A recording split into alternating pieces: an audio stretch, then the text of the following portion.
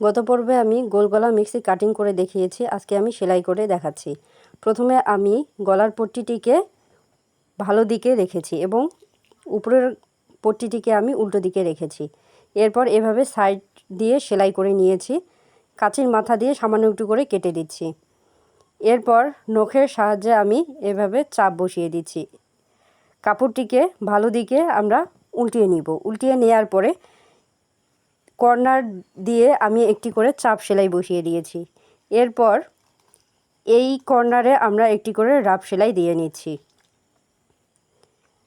দেখুন আমার কিন্তু সেলাইটি হয়ে গেছে।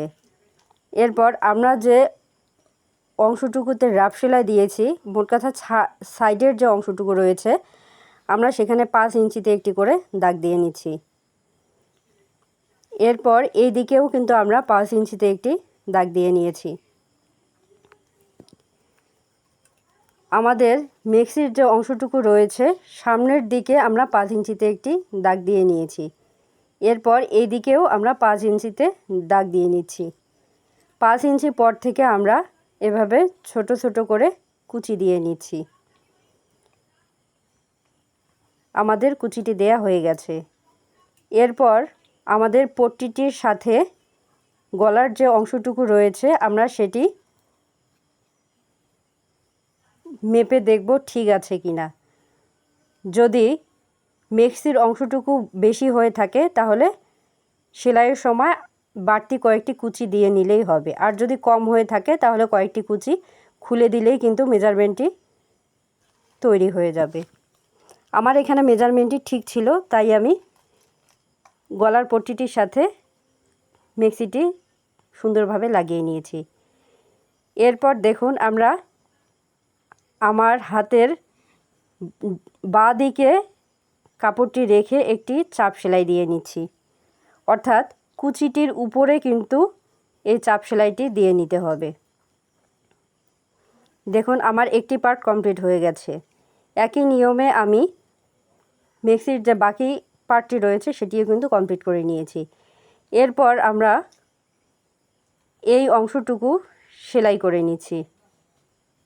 দুটি পার্ট একসাথে করে আমরা সুন্দরভাবে পুটের এই অংশটুকু সেলাই করে নিব। আমার দুই দিকে পুটের অংশটুকু সেলাই করা হয়ে গেছে। এরপর আমরা দুই সাইড থেকে এভাবে দুটি কাপড় সমান করে নিয়ে সেলাই দিয়ে নিব। আমার কিন্তু সেলাইটি দেয়া কমপ্লিট হয়ে গেছে। এরপর বন্ধুরা আমরা হাতার অংশটুকু সেলাই করে নিব। প্রথমে আমি কাপড়টিকে মেলে নিয়েছি। এরপর উল্টো দিকে আমি কাপড়টি দুটি ভাঁজ দিয়ে সেলাই করে নিচ্ছি। আমার কিন্তু হাতাটি কমপ্লিট হয়ে গেছে প্রায়। একইভাবে আমরা দুটি হাতাই কমপ্লিট করে নিব। আপনারা আপনাদের মেজারমেন্ট অনুযায়ী মুহুরির অংশটুকু সেলাই করে নেবেন। আমার মেজারমেন্ট অনুযায়ী আমি 7 ইঞ্চিতে মুহুরির অংশটুকু সেলাই করে নিয়েছি। এরপর মাছ বরাবর একটু সামান্য পরিমাণ কাট দিয়ে নিয়েছি।